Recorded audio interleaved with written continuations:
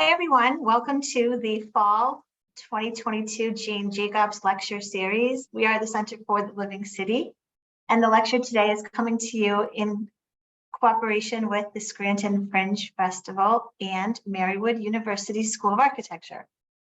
Our lecture today is titled Site Specific: The Influence of Cities and Their Unique Locales on Cultural Programming. I am Maria McDonald. I'm the Executive Director of the Center for the Living City, and behind the scenes is Chelsea Gauthier, the Associate Director of the Center for the Living City. I'm going to introduce the lecture and our panel, and it'll go about 45 minutes, and we encourage all of you to please put your questions in the Q&A as we go along, and then at about 4:45, we'll break and start taking some of your questions. So, site-specific, the lecture, the influence of cities and their unique locales on festivals, deviated theater, and more. This dynamic virtual panel of festival organizers explores how their cultural programming is influenced by the cities they call home, and in turn, how their work has changed the landscape and the lives of the cities and people they serve. Special thank you to Marywood University School of Architecture for sponsoring this lecture, as well as the Scranton Fringe Festival. I would now like to introduce Conor Kelly O'Brien. Conor Kelly O'Brien is an actor, a theater maker, and an arts advocate. Conor has performed off-Broadway, as well as a few small TV roles.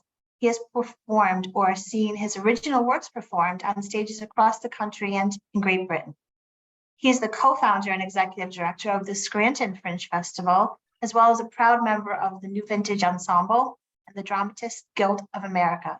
A creative for hire, Conor has had the privilege of working with festivals, theaters, nonprofit organizations across the country. Conor, thank you for being here and for pulling this amazing panel together, and I have the honor to call you my friend. I'm so happy to introduce you and to the panel. Thank you. Thank you, Maria. Thank you, Chelsea. I want to take a moment to thank the Board of Directors of the Center for the Living City and everyone from Marywood School of Architecture and Marywood University in general. I'm super excited to be here. I see we keep adding. We have over 100 participants right now. Thank you, thank you, thank you. I actually had the privilege of working with the Center for the Living City almost 2 years ago for their first Observe Scranton Festival in tandem with Jane Jacobs Day. And I'm really excited to sort of be merging these worlds of my love of theater, fringe festivals, festivals in general, and that wonderful community.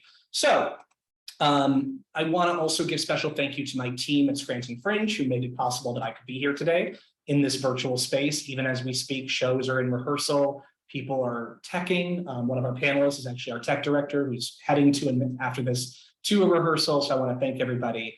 And just a general little plug, our festival here in Scranton continues through Saturday, October 8th. This is one of our virtual offerings, but we of course also have lots of live theater, music, dance, silent discos, and more. And you can go to scrantonfringe.org if you're in the greater area. That's scrantonfringe.org for more information. Okay, how I'm going to do this, we have three wonderful panelists joining me today. I am going to say a bit about each of them, and then I'm going to return, actually, I'm going to introduce them and then jump right in. I was originally going to read all their bios, but it'll make more sense to capture the conversation while their background is fresh in their mind. I will apologize to them in advance as I just endured it. There's nothing worse than having someone read your bio back to you while you're sitting in the room, virtual or not. So, but they all have wonderful resumes, and I put these together from their own sources. So to be fair, none of them are tooting their own horn. I am first going to have the pleasure of speaking with Erica Fee. Erica is the founding producer and board president of the First Niagara Rochester Fringe Festival, downtown Rochester's annual multidisciplinary arts festival, one of the most popular fringe festivals in the United States, who sets the bar and caliber for many festivals like ours. And we're very envious and so impressed, and we learned so much. Fee, a Rochester native, ran her own London-based theatrical production and general management company, which focused on new work and major revivals. Her credits include the film-based improv show Totally Looped, London's original multidisciplinary Scratch Sundays. Fee received classical acting training from the Arts Educational Schools in London, where she received her master's degree. She has since studied the production, economic impact, and marketing of festivals at the University of Minnesota, and speaks frequently on the New Arts Festival Revolution, festival production, and the Rochester Fringe, all of which she will be talking about today. Please give a virtual welcome to Erica Fee. Hi, Erica. Hi there. There's nothing worse than having your bio read back to you. That is awful, yes. But it's well deserved. How are you today? For those that aren't familiar, you just wrapped, and forgive me, was it the 11th Rochester Fringe, the 10th? Please tell me. Yeah, very well. It was the 11th and 500 performances in 12 days. So I'm a little exhausted. I'm tired of just hearing that. There you are. That's amazing. So what brought you, I guess, to the festival world? How did the Rochester Fringe in particular come about? I want to mention to all of us watching, even though our panelists have their current roles and specific festivals they'll be focusing on, they come from a vast background of festivals and arts and culture programming. So we'll be jumping in between their different chapters of their life and work experience at any time. But for now, how did you come to the world of festivals? What is the Rochester Fringe Festival? I should probably mention, and this would be a good way to start this conversation, there's probably a lot of people in this virtual panel that have no idea what a Fringe Festival is. Come to think of it. So let's maybe start there and let's educate the folks. Sure. So I'll first talk about Fringe Festival. So in 1947 in Edinburgh, Scotland, there was a curated festival, a curated theater festival called the Edinburgh International Festival. And in 1947, there were 8 groups who were not invited to participate, but they turned up anyway in kind of a post-war spirit. And they brought their sets and their costumes and their props, and there was and found space either above pubs or in lecture halls at the University of Edinburgh. And there was a reviewer who was trying to figure out, what do I call these shows that aren't part of the official program? And he nicknamed them the Festival Fringe, but he also figured and surmised that this can't happen 2 years running. Well, it did happen, and it went on to become the largest arts festival in the world. 2019 spanned the entire month of August and encompassed about 60,000 performances. So it's gone on to birth about 250 fringe festivals worldwide. Scranton is one of them. Rochester is one of them. And we are all independent of each other, and we're all reflections of our own communities. So every year, Conor, I'm sure that you get this question. I certainly do. And just had it even last week. The question was, where are we going to next? And the next place I'm going to is my bed because I'm totally exhausted. And yeah, so we're all kind of hometown based. So when we are talking about site specific work, we are really talking about our own very specific communities. Rochester Fringe came about in 2012 was its first year. Planning started in 2008. I was running my own theater production company in the UK, and I happened to be back in Rochester. I'm originally from Rochester, as you said, in 2009, and I started chatting with the head of the theater department at the University of Rochester. And I said, why do you think it is that Rochester doesn't have a fringe festival? Because I saw so many others cropping up in other cities. And he said, it's funny you should say that. The president of the university is working on this right now. So he said, you should meet with him. And I said, like, I'm going to get an appointment with the president on my week back. But anyway, one thing led to another, and I was asked to come back and run the Rochester Fringe. So I moved back to Rochester, and one of the highlights, I think, of our fringe and any fringe that participates in it is site-specific work. So I'm really excited to talk about that later.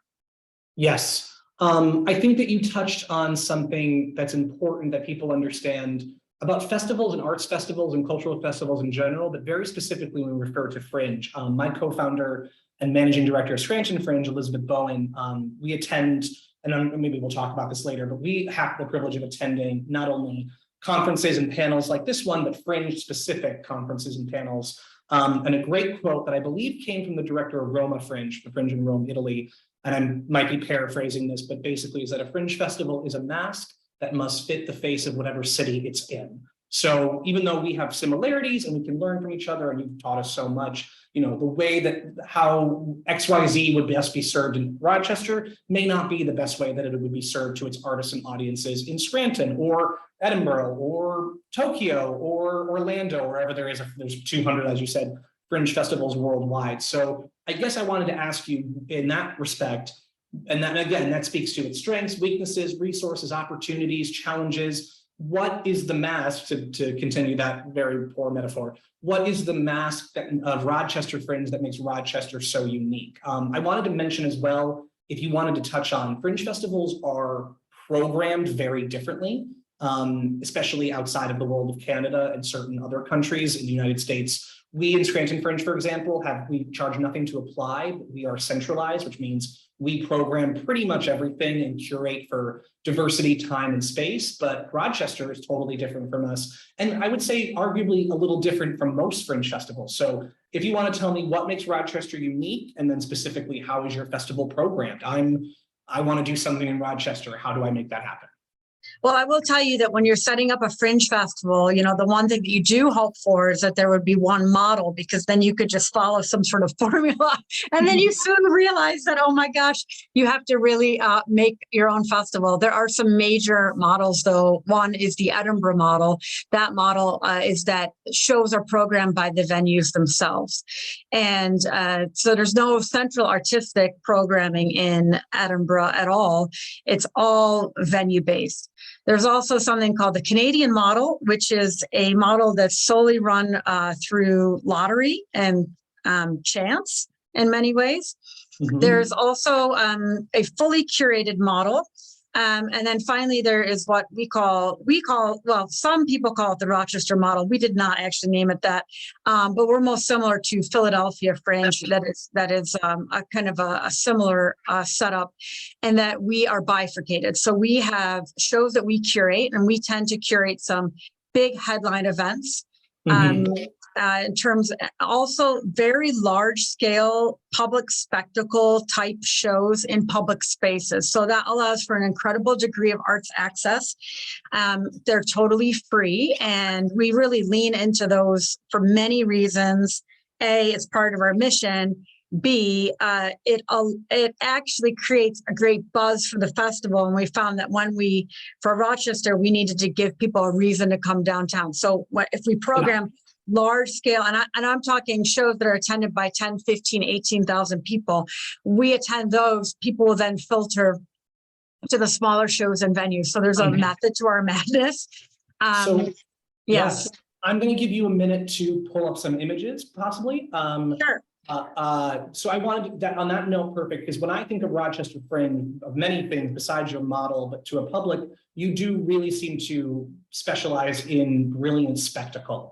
You really embrace, especially outdoors. And I think that speaks well to the Center for Living Cities mission. There's a famous quote of Jane Jacobson theory of the ballet of the sidewalk. And Chelsea and Maria, forgive me if I'm completely bastardizing that understanding. But I love you respond so well to the outdoor spaces. And sometimes you're activating spaces that are otherwise, I think, correct me if I'm wrong, not heavily utilized year round. So I'd love for you to very quickly take me through that origin in Rochester Fringe's early days and how these came to be, and whether or not those tie into the specific images you're about to share or not. They can even just serve as some examples. Well, okay, so I don't have all the images that I would love to share, but that would then just be a Rochester Fringe lecture, and I'm sure that's not what anyone came here for. So very quickly, like I said, one thing that we do is, we do these very large scale shows in public spaces.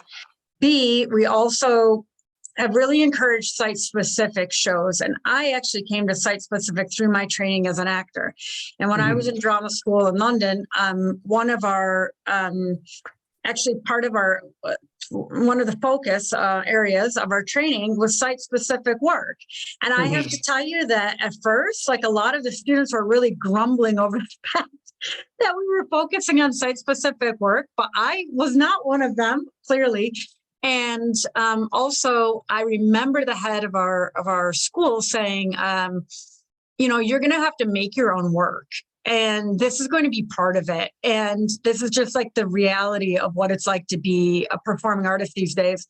And I just thought, that's kind of depressing. But then I thought, wait, that's also like really wonderful that you could make your own shows in a place of your choosing.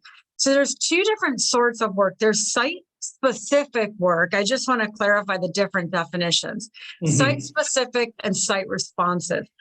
Site-specific work these are shows that can only occur in this very specific location. For example, there was a show at the Edinburgh Fringe that was in an elevator. There was a show at the Edinburgh Fringe that was in a phone booth. The phone booth show sold one ticket.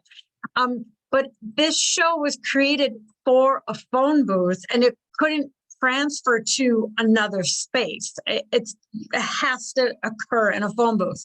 Mhm. There's also site responsive work, and site responsive work is a show that could transfer to another space. It responds to its environment, but doesn't necessarily have to take place in that very specific environment. Think of perhaps a dance group that is dancing in maybe a cemetery. It could respond to another location, but this particular show is in a cemetery. So I'm just going to show a few photos. Fabulous. Okay, hold on. Take your time. Got to make sure that I can still Zoom now that I've done my own festival. That's okay. Take your time. Here we go. Okay. Oh, wow. So this, hopefully you can see this. Is this full screen right now? I can see it fully, yes. I mean, we can still see your face as well to narrate this experience, so you're good. Okay, great. So this is the group Bandaloop, and Bandaloop are aerial high-rise dancers.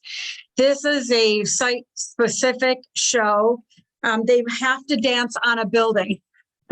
They are a world-renowned group that we brought in 2012 and 2013, and then we just brought them back a little less than 2 weekends ago on the 23rd and 24th of September. They were able to dance 21 stories up. They have performed all over the world, the Seattle Space Needle, the Tower Bridge in London, Yosemite, but it has to be on a location where they can dance. So this sort of performance can often draw 15,000 people, let's say. And what's very exciting about that is you are, as you indicated, Conor, you're activating a space that may not be otherwise used. In fact, the first time that we brought Bandaloop in 2012, our deputy mayor said to me, because the attendees have to watch from somewhere. So we had to, when we were trying to figure out where to put it, we wanted to make sure there was an area that attendees could stand, but most importantly, actually lie down on the ground and look up. And we chose an area that had a park across from it. And he said to me, "You have done more to activate this space than any of our grants, millions of dollars of grants have accomplished." And it was through this show. So this is another shot of Bandaloop dancing. This is kind of the look that you would have 21 if you were lying on your back looking 21 stories up. Wow. This is another show that we had this year that was in a cemetery, Mount Hope Cemetery. This is not a large scale show, but I'll tell you, it was outdoors. People are really loving outdoor shows at the moment for all of the COVID reasons that you can think of. And this show, I attended it in the rain, and there were 350 people turned up in the rain and with nowhere to park. So this was more of a site responsive piece in some ways, but it was definitely customized to a cemetery. And this was something that this is Mount Hope Cemetery, which is the first municipal cemetery in the United States. It's a very famous cemetery. And it's great because there's a great cemetery manager there, and he's willing to take risks on shows like these, which is not typical, but hopefully can be recreated in other communities. Beautiful. This is another show that occurred this year and last year. Again, this is not a large scale show, but this is a site specific production, site responsive in some ways. And this was called Remnants. And this was a dance piece. This was, as you can see, the attendees are viewing from a bridge. And this was another part of the show. And then finally, I just wanted to give you an example. This is a show from a group called Biodance, and they have really leaned into site-specific dance, projection, 3D mapping, and music. And this was a show in Rochester Strassenberg Planetarium. What was exciting about this show is not only did they dance on the ground, and in my few minutes beforehand, I couldn't find a photo of this, but I can assure you, because I saw it, they actually also were able to dance on the other side of the dome at one point, and they were backlit, which was absolutely incredible. So these, this show actually, sorry to interrupt you, Connor, is that the director of the museum said to me, "You have packed more people into this planetarium than we've had since we opened in the 70s. So sometimes these really exciting, very different shows in unexpected places can really create amazing activations. So thank you so much. That was perfect. And we will be moving on to our next panelist in 1 second. But I wanted to ask you, so I think sometimes, especially with fringe festivals or arts festivals in general, there's often like everything you just showed me was amazing, fantastic, perfect. But we're festivals, right? Even though we do produce, I know you do as well, we produce year-round work, there's always the conversation of what is the lasting impact year-round before the next festival. So if I had to ask you in a very quickly, and I know this is a big question, so you've discussed how you've responded to spaces and activated them in Rochester. How has Rochester, and I'm going to keep that very broad in definition, how has Rochester adapted and shifted because of fringe year-round? Well, one thing that I have seen is that, of course, fringes, but of course, shows like these often bring together disparate groups. And so they're not groups that would necessarily work together the rest of the year round. And so sometimes they go on to create. But what I have seen firsthand is that when you activate a space through some sort of incredible art, that space then becomes a popular location for other artists to use. For example, when I showed you that photo of Bandaloop in 2012, literally no one was using that park for any sort of events. Since we had that show in 2012, it's used almost every weekend for a festival or a performance or a show. It gets people used to going to a location, and they have to go to the location because this is not something that they can see on their phone. They have to physically experience it. And that's amazing. And I think that's not to be too on the nose, but to tie it back into our host here. You're truly using arts to make a city more alive, livable, making it truly a living city. That was perfect. We are going to be right back with you, Erica, in 1 moment. Don't go away. Our next guest is also a friend of mine and colleague, Joshua Bernard Ludzki. Joshua, apologies, I just butchered your last name, Josh. Joshua is an event producer, entrepreneur, on-air host, writer, photographer, and web developer. He began his career working behind the scenes in Top 40 Radio at Open House Party and Star 93.7 in Boston. He then moved on to New York, where he worked as an on-air producer at the legendary 103.5 KTU. He left the big city for his first hosting gig, working his way from afternoon drive host to morning show lead at Star 105.7 Binghamton, New York. Outside of the world of radio, Joshua joined with a number of community partners and founded Luma, a projection arts festival drawing a crowd of 25,000 in its first year to a city with a population of 45,000. Joshua's passion is connecting the smallest of budding organizations to a world craving the next great idea. His Luma Binghamton Arts Festival has been featured in publications locally, nationally, and internationally. Please give a virtual welcome to Joshua. Hi, Josh. Hi. Hi, how are you doing? I'm doing great. Awesome. So you are familiar to no stranger to radio and public speaking. Is being on camera a little weird for you right now? I'm not used to the on-camera thing. It's true. I'm much more used to being the man behind the curtain. That's okay. So for those that may not be as familiar, and while you're talking, I'm going to be working behind the scenes to pull up some images for you. Great. This is I sent you some videos too, by the way. Okay, great. I'll try to download those if I can. But for those who may not be familiar, especially since we may have guests from literally around the world, tell us about Luma. So Luma is one of the country's largest projection arts festivals. We specialize, but not exclusively, in an art form called projection mapping. You're seeing some examples of it right in front of you. And Erica's explanation of site-specific was a really great sort of entree to what I'm about to talk about, because most of what we do, the vast majority of it's site specific. We start out by curating some of the best artists in the world at this particular art form, and we send them basically photos of building facades, and we allow them to choose their canvas. We say, basically, we want you to paint downtown. We want you to transform downtown Binghamton into your own vision. We want you to experiment. We want you to play, but we give them as much choice as possible in what they want to do with it. And you're seeing the results right now in front of you. These are artists from all over the globe.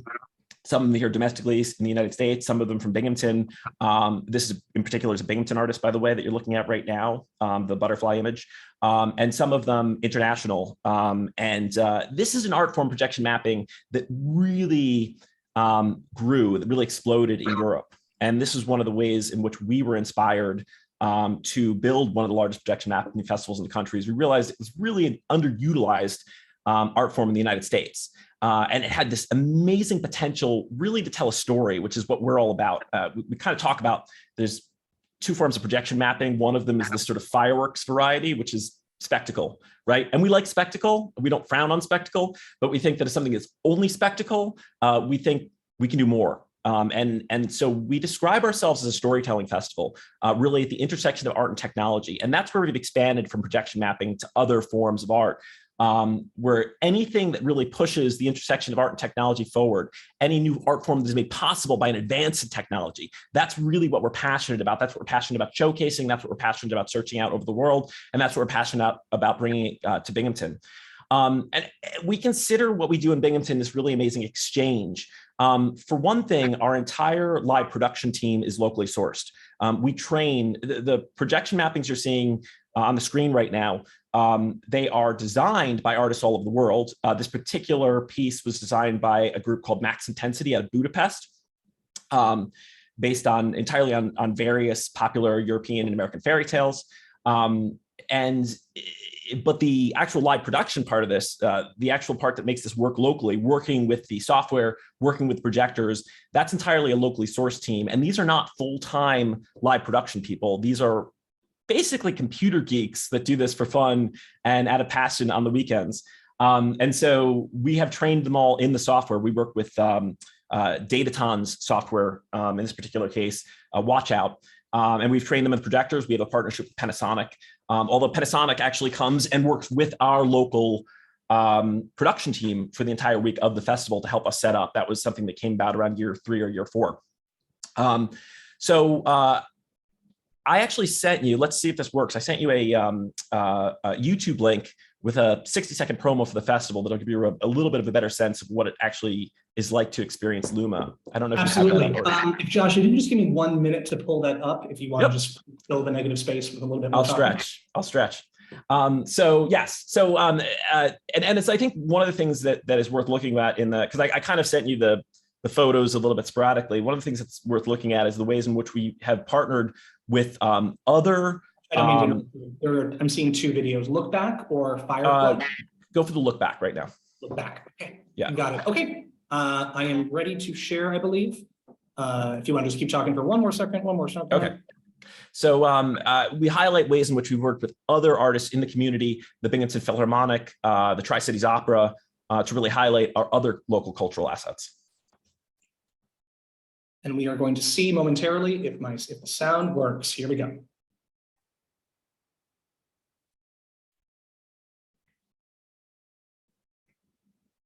Was the sound coming through? It's not, but it's not absolutely necessary. I think the video works either way. I'll continue to talk while. Perfect. That'd actually be even better. Thank you. Yeah. So this gives you really a real sense of what it's like to experience the festival in person. I think the video really helps here. I was saying a few moments ago, one of the things that we think it's really important to do is collaborate with other regional cultural institutions to produce some of this work. We've worked with the Binghamton Philharmonic and actually had live a full orchestra with projection mapping, a full orchestra with light show. We've worked with Tri-Cities Opera. And we really try to carry over that mission, whatever the changing circumstances of the environment and the world around us. For instance, Conor knows, because we talked to him a lot during the pandemic, we were not able to do the normal street festival during Luma 2020. So we chose an idea that we've been playing with for a long time but was a total revamp of what we did, which is we built one of the world's first live streaming virtual reality operas. And so what this was basically, if you remember, and a lot of people listening to this call will know, theaters just shut down. They could not function at the very beginning of COVID. Nobody quite knew what the rules would be. Nobody knew what was safe, what wasn't safe. And you couldn't effectively do theater completely socially isolated. So we looked for a way that you could. And we imagined a setup in which all of the performers would exist in totally separate environments, pods, and they would be able to interact with each other in virtual space. So we created a 20-minute live streaming virtual reality opera where basically each of the actors, these performers in this opera had full motion capture setup and a full facial capture setup, and they were controlling animated characters within the environment. And we worked with a really fantastic composer out of New York, Kamala Shankaram, a fantastic director that we've been a fan of for a long time. And we really saw it as an opportunity to experiment, to push the boundaries even beyond what we typically do with the intersection of art and technology. I was really excited. The New York Times came and reviewed it, and actually didn't have to come and review it. They reviewed it from their own living rooms. We sent them virtual reality gear because neither of the two major critics that wanted to review it actually had access to virtual reality gear. So we had to have somebody standing by to teach the theater critics for the first time how to put on their VR headgear about a half an hour before the show. It was kind of a fun experience. Did they do that happily, or was that did you have to do a bit of hand holding in that respect? Well, both. I mean, I think they were happy to do it, but it required a little bit of hand holding. I mean, virtual reality, but one of the things about this technology is so often it'll come to us in a very raw form. And so the technical team that we've cultivated is prepared and happily deals with anything, which is something that I think is really special about our team, that they know we're trying something innovative. They know we're trying something new. So it's not going to come with instructions all the time. It's going to be hard to set up. This is not like producing a national tour of a Broadway show, which is a tremendous amount of effort and tremendously difficult, but it's all been done before, right? There are no pieces to that have not been functioning. It's a little bit like, Julie Taymor doing Lion King or Spider-Man for the first time, which is, there's a lot to figure out as you go. And that's what a lot of our experiences are like. So I think that's been something that's really excited us. So does that give you a sense of what Luma is? It does. That gives a great sense of what Luma is. I'm going to take a pause real quick just to mention to everyone, for all of our wonderful attendees, just a reminder, you can ask questions in the Q&A. We're going to be getting to most of them after we speak with Dan and have a brief group conversation. But if you want to ask them now before you forget, please do so. We will document them. I'm actually going to break with protocol real quickly to ask one question now that we have, Josh, while you're on the subject of Luma. What facade do you believe was the most exciting to see transformed by Luma? So I think in terms of like building architecture, if we don't have the opportunity to directly show it, I'd be happy to Google it and pull up an image if we have time. We have a lot of architects and urban planners in the room, so I think they're interested in what was the spaces that excited you the most to activate, what facades to transform. That's an interesting question. I think really hard to answer. I'm sorry to cop out on this one, but I think the reality is what's fascinating to me is that each year my favorite facade changes because it has so much more to do with the way the artists utilize the facades than it has to do with the natural assets of the facades themselves. I'll see what I think is a boring facade that an artist will say, oh, that's exactly what I need to do the kind of work that I want to do. And I'll be incredibly surprised and delighted by what they've managed to put together. One of the pieces we did this past year, and this is the second time we've used the space, is we have a tremendous number of parking garages in downtown Binghamton. And like probably a lot of other cities, people still complain that there's not enough parking. But we thought, again, it becomes about like, what are the natural assets you have as a downtown? And we have a very small downtown, but how do we activate every single little corner, every single little piece of it? And so we have these giant parking garages. And the question became over a year or two, like if we activate everything except for the parking garages, like we're not really activating downtown Binghamton. So how do we activate the parking garages? So we just had our second piece, and it was a piece by a group out of Barcelona called Play Modes Studio. And Play Modes did a piece. This is actually, we really like to debut brand new pieces, and we encourage our artists to do that. But in this particular case, they really wanted to have the American debut of this piece that they had done once in Barcelona.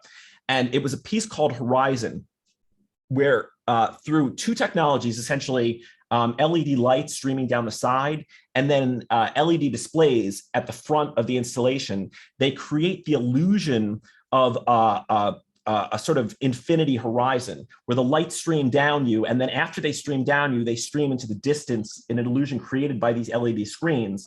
And they kind of alter your perception of the physical reality of the space in that way. Now, this was a cool piece on its own in Barcelona, but it was done in a parking lot with two large buildings on either side. It didn't quite pull off the illusion. And so when we decided to do it in the United States, we said, what about doing it underground where we can literally cut off all of the light and really complete the illusion? And because we were able to eliminate all the ambient light, that sort of that sense of infinity that's created with this sort of trick of the eye is complete. And the artists agreed that it worked far better in Binghamton than it did when they first did the production in Barcelona. Interesting. So on that note, just to shift gears very briefly, we do have to move on to Dan momentarily. I'm going to ask you a similar question that I asked Erica, which was, so you've given us a fantastic overview, and thank you for the photos and the video that really helped, of what is Luma and how it activates and responds to spaces. How has your arts and culture, or just quite frankly, the city of Binghamton in general, because again, a lot of this conversation, I'm trying to show that it's cyclic, that it's symbiotic, right? It's not just you activated spaces, yay, wonderfulness, and everything stays status quo. So you talked about how you've activated spaces. How has Binghamton responded to you, and how has the activities and programming of Luma, what year-round change in the ballet of the city of Binghamton have you seen? And I am going to just ask let's keep it bite-sized, because I do have to move on to Dan. I have so much to say about this, but I will keep it bite-sized, which is just to say that whole festival was designed to highlight the local art scene. So we had a First Friday art walk that was running like a lot of cities, and it was a really spectacularly successful event.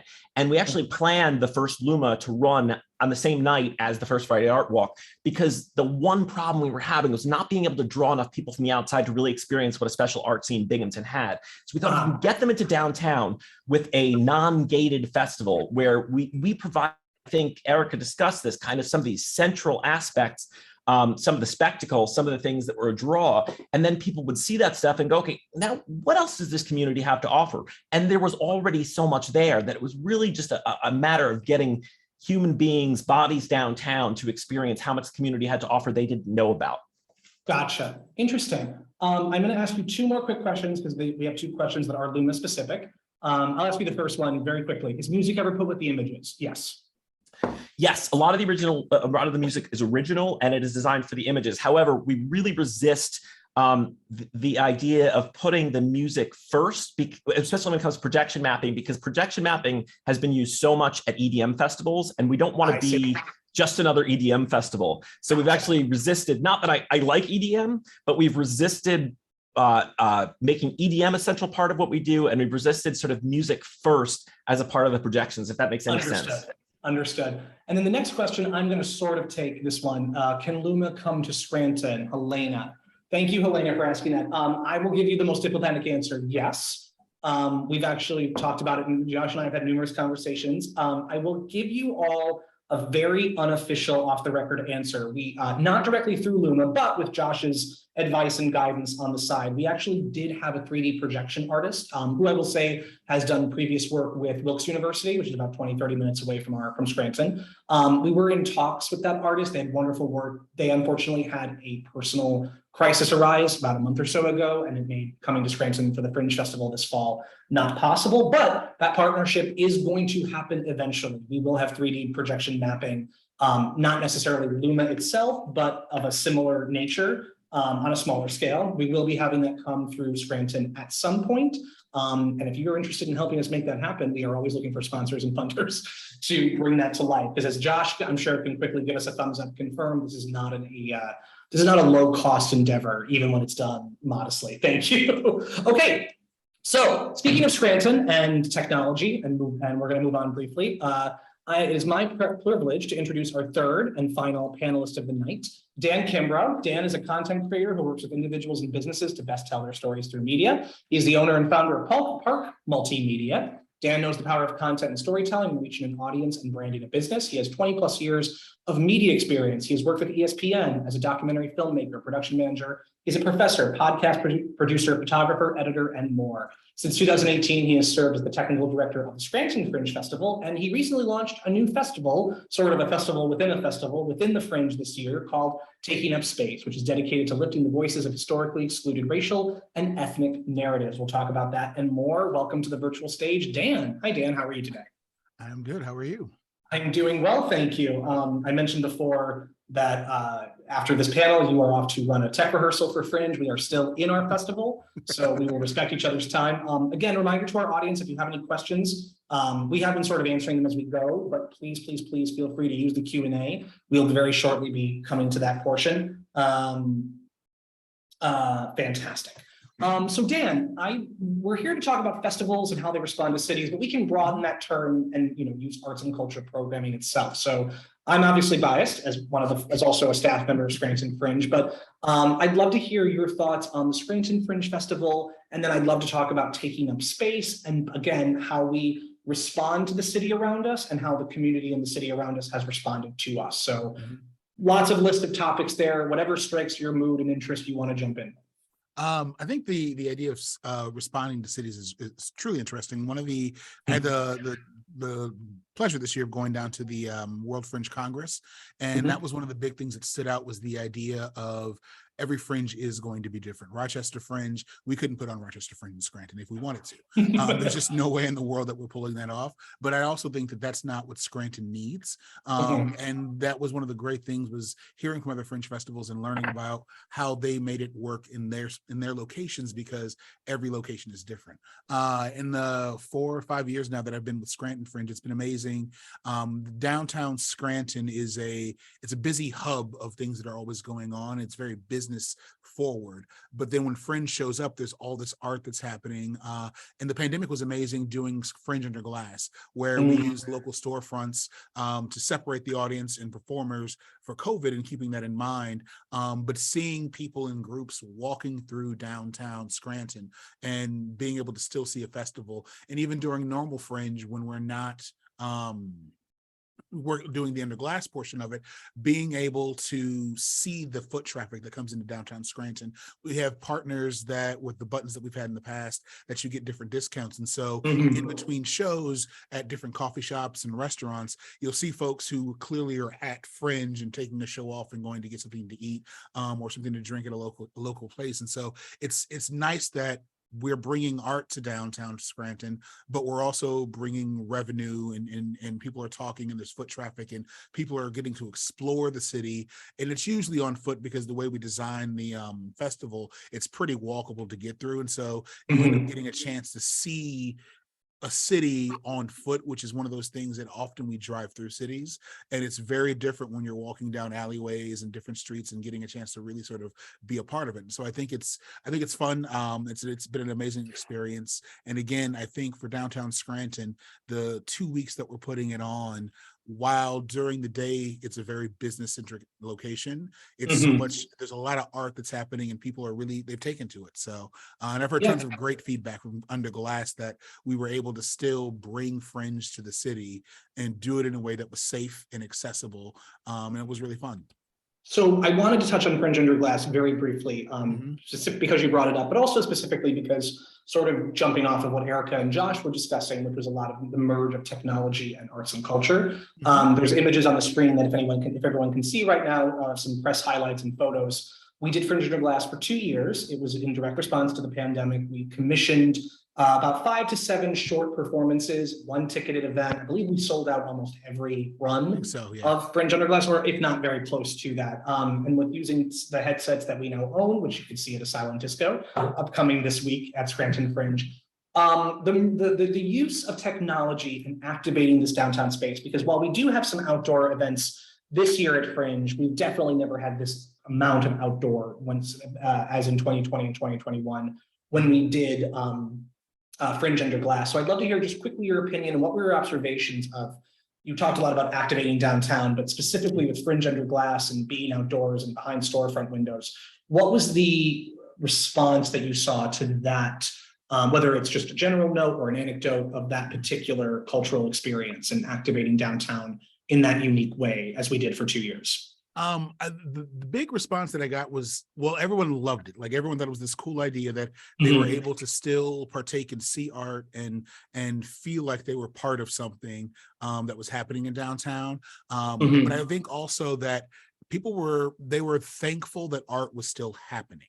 And so I think that that's one of the things when you talk about activating spaces, you know, it's a storefront, like it's a store during the day that sells whatever the product is, but at night we're going in and transforming it so that there's an actual show that's happening and people get to partake in that. And I think that that was one of the things that people were appreciative of, the idea that yes, it's the pandemic and we're trying to be safe and do all these things, but we found a creative way to still bring art to individuals and to get them out into downtowns and doing these things, and that they were really appreciative of it. And again, watching, you know, in between, because we did a 2-hour block and then we had a break and then we would go back and do the shows again because you got to see all the shows.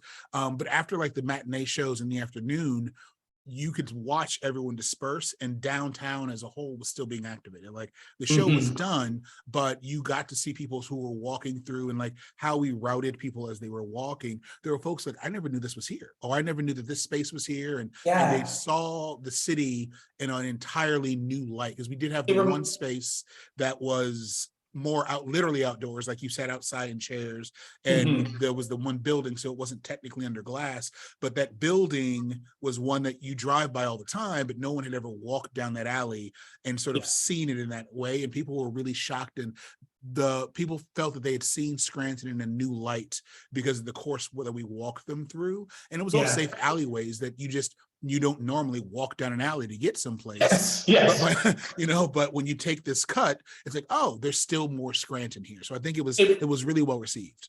It reminded me of what Erica mentioned when she showed us that performance that they did at a planetarium in Rochester, and how the museum, and I believe it was a museum, Erica can correct me if I'm wrong later, that said that they had more people in that space for their Rochester Fringe performance than they've had, you know, in years. And I think that's such a common thread and theme that we're seeing, whether it's the totals from Luma, the site-specific and site-responsive works and spectacles from Rochester, our humble Fringe Under Glass. We are consistently seeing this very obvious theme of arts and culture, the performing arts, whether through visual technology or live performance, activate spaces. It brings people into spaces that otherwise are not getting the foot traffic that they either used to or ever did. And I think that's, and I hope that this panel cracks away at that very obvious fact, but we seem to constantly ignore that, especially when we're dealing with some of the larger institutions, or perhaps economic and development and tourism don't always quite respect and appreciate. But Dan, I want to very quickly, briefly, before we open up to group discussion, and again, if anyone has any questions, please ask them. I'm actually going to ask one of the questions in the Q&A right now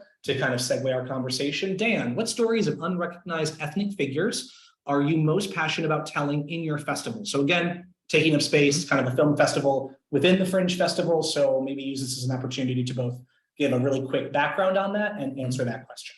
So the brief background is the first year, so there's not a whole lot of background. But it's the idea, it's the notion that when we think about film and festivals and all these things, we usually see stories through a singular lens, which is something that Hollywood and all these places are trying to work on. But this was an opportunity to say, we want to put on, as part of Fringe, a festival where we're specifically asking for historically underrepresented voices, so that there's a chance to shine.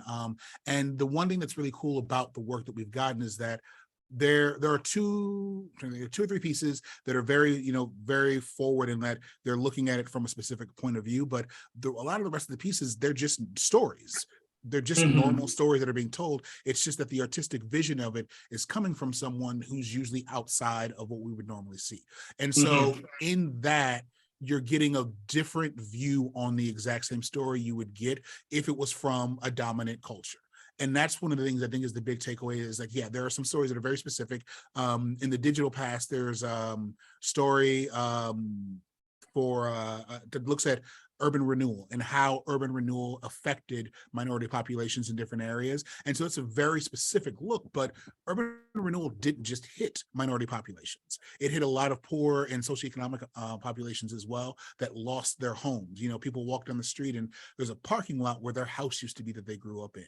And so like stories in that nature where because of the lens that it's coming through, it feels like oh, this is a documentary about Black people. And it's like, no, this is a documentary about a city that lost part of its history because the government swooped in and said, we're going to make this better and did nothing with it. It's a parking lot nowadays. And so that's the one cool thing, is that they're just stories, you know, that you would normally see, but because the lens that's telling that story is different, you're seeing it in a way that you may not have seen it before. And that was really the end goal. Was it's not that they all have to be stories about ethnic minorities and the troubles and, you know, sort of the slavery porn that we see all the time and all those different things. It was the idea of, if you let someone outside of dominant culture tell a story, does it look different? And the answer is yes, but it's still a story that you've heard before.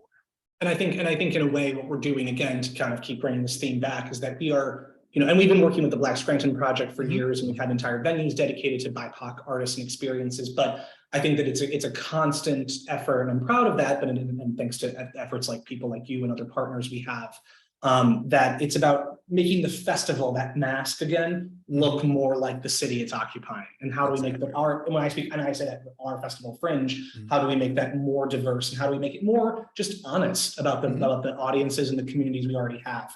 I am going to invite Josh and Erica back for a few more minutes to a group conversation. We have a question that I'm going to answer.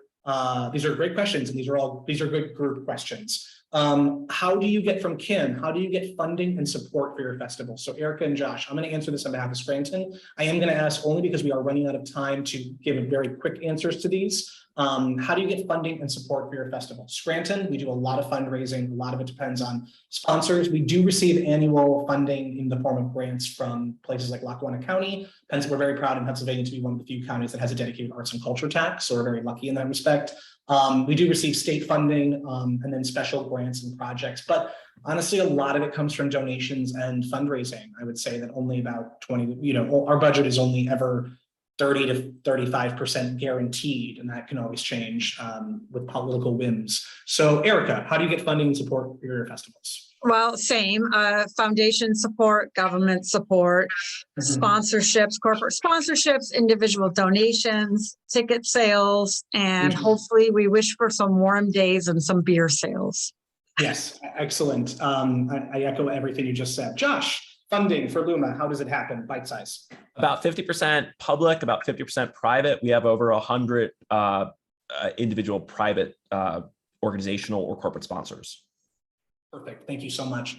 And then how long does it typically take to plan a festival? Dan, how typically does it, I would say for Scranton Fringe, would you agree? I mean, we pretty much spend about a year, right? Yeah, we don't stop planning. I mean, we're already having conversations and developing for 2023, and we're still in the middle of our festival. So I will say, in terms of when we first started our festival, Liz and I entered my co-founder, Elizabeth Bowen, we entered the planning stages like late summer of 2014, and it took us about 14 to 16 months before the first festival actually happened. And my only regret is that we didn't wait maybe another year. I think we could have used a little more time and development. Erica, question for you. How long did it typically take to plan a festival? Maybe your first, and then in general going forward. Our first festival took 4 years. And following that, I would, you know, I joke every year that it takes at least 14 months to plan a festival, but sadly they have to be 12 months apart. So do with that what you will. And I will say that COVID has upended, of course, everything for planning, because so many artists weren't touring, and so everything had to be last minute. So hopefully we'll be getting back to a more normal planning schedule. Josh, same question. How long does it take to plan? We did the first festival in about 3 months, which was insane. I will never do that again. Normally it takes the full year. Each of our individual features, it takes at least 3 months to build an animated feature that's about 5 minutes long, and takes about 12 people to build that. It's like building a special effects sequence, 5-minute special effects sequence for a cinematic feature. So that gives you a real sense of how far in advance we need to sign those contracts with those artists to make sure that they get done in time for the festival. Yes, I agree completely. Yes. Erica, I wanted I apologize, everyone. This was a wonderful conversation. We just have a little bit of time left, but in your bio, Erica, you mentioned the New Arts Festival Revolution. What do you mean by that? I apologize. I know that's probably a large conversation, but in a nutshell, what does that mean? Well, it's actually part of this. It is this transformation of cities and spaces based on festivals and events. I mean, this is, in some way, it's new. In some ways, it isn't. You know, we look at a place like Baltimore's Inner Harbor, which of course was transformed based on festivals. I think that a lot of cities and locales are finally realizing that festivals and events can be really transformative. Festivals and events, of course, can also not just be transformative in terms of physical placemaking, they can be transformative in terms of the public psyche. I mean, we find this in Rochester every year, and I'm sure that the rest of you do who work on festivals too, that especially in these areas that are, you know, somewhat economically depressed, people saying, especially I hear at the beginning of our festival every year, well, why would so-and-so fill in the blank for whatever group it is want to host their world premiere here? You know, and it's kind of like, you know, that Rochester's not so great. By the end of the festival, I see people with puffed up chests saying, "Oh yes, well this is actually where we premiere a lot of this work." Yeah, and it's so lovely to see that happen. So that's really the New Arts Festival revolution.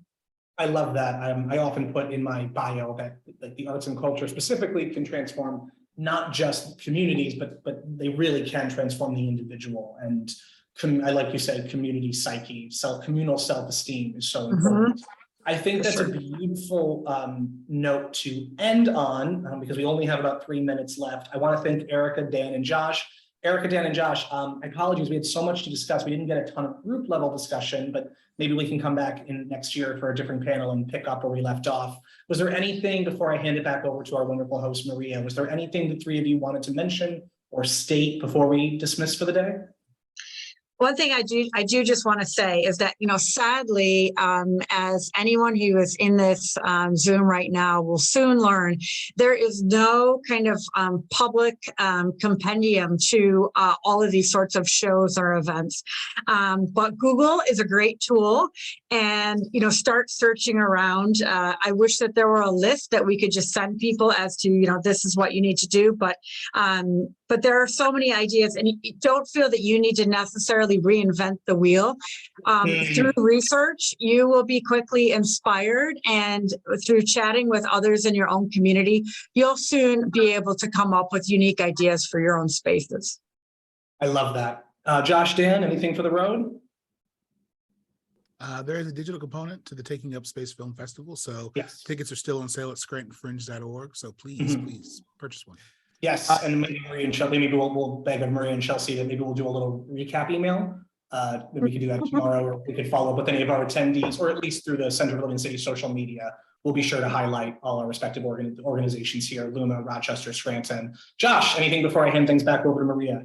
I think just echoing something that Erica said about how these kinds of points of pride have the ability to transform the community, individuals in the community. I remember very distinctly after the first or second year of Luma having this very strange conversation with a local city councilman where he said, "So where are you guys from?" And you know, we said, "We're from here." And they said, "Well, no, I understand that you like started the tour here." And I said, "But where did you start it? Like, where do you from? And then where do you go next?" And I said, no, we're from here. We live here. We did it here." They said, no, I get all that, but like, what's next? Like, where's the next stop? And like, it literally asking the same question over again. We no longer get those questions. In fact, we do occasionally get on our Facebook page or Instagram a question of saying like, you know, because we're constantly posting about the festival in Binghamton. It's like, when do you come to Nashville? And, you know, we now have a lot of Binghamtonians that jump on there and immediately respond, "No, you have to come to Binghamton to see this," because it's become the message of the festival. And it was very much the point of building it. So that's obviously we're showing this pride of communities that are not, even again, you know, Scranton, we're 2 hours from New York and Philly, and our festival definitely benefits from that kind of cultural trade routes. But I love that we're all highlighting cities that are not the typical metropolitan epicenters of art, which further proves that good arts and culture can come from anyone and from anywhere. And any city that is truly living. We'll put a little button on that. I'm going to hand things back over to Maria. Thank you to Dan, Wow. Erica, and Josh. And thank you, Maria and Chelsea, for having us. Thank you, Connor, Erica, Josh, Dan, amazing. I can't think of a better way to talk about the life of a city and a living city than to just have listened to what you all have just shown us and the work that you do to bring life to a city, to forgotten spaces, forgotten places that are now visible in such a new and interesting way. I mean, this has just been fascinating. We need to have you back again and again. We'll do part 2. Thank you all so very much. We truly do. And I love that you even mentioned that, because Scranton is certainly, we align ourselves with Binghamton and Rochester and are sort of like the cities that we call ourselves the medium-sized cities that are out there, the gritty cities that are working really hard to come back. So in a lot of ways, we are on the fringe as well. Our city is from larger areas. This has just been such a great conversation. Luma, we need you in Scranton. You'll have a whole school of architecture supporting you right here. So whatever you need from us, we're right on board. I hate to end this conversation. This has just been wonderful. Thank you all so very much. Thank you, Connor, my friend. You are incredible. I'm just going to make a quick announcement about our next lecture. Our next Jane Jacobs lecture from the center will be on October 26th at 4 p.m. Eastern. It's titled The American Urbanist. It's how William H. White's unconventional wisdom reshaped public life. So please join us for a conversation with urban activist Richard Rain as he brings us into the world of William Holly White through his new book, The American Urbanist, How William H. White's Unconventional Wisdom Reshaped Public Life. So that lecture will highlight Holly White's profound impact on cities, the role White had on Jane Jacobs in her life, and illuminates White's splendidly unreasonable, in quotes, ideas, observations, and actions of urban life. Thank you all for joining us at this time, this lecture. Hopefully we see you in October. You all were amazing. Thank you so much. We'll let you say goodbye, get back to work, get some rest, get some sleep, and get to Scranton Fringe. We'll get those tickets. We'll send out an email reminder right after this lecture to everyone for the links. Bye-bye.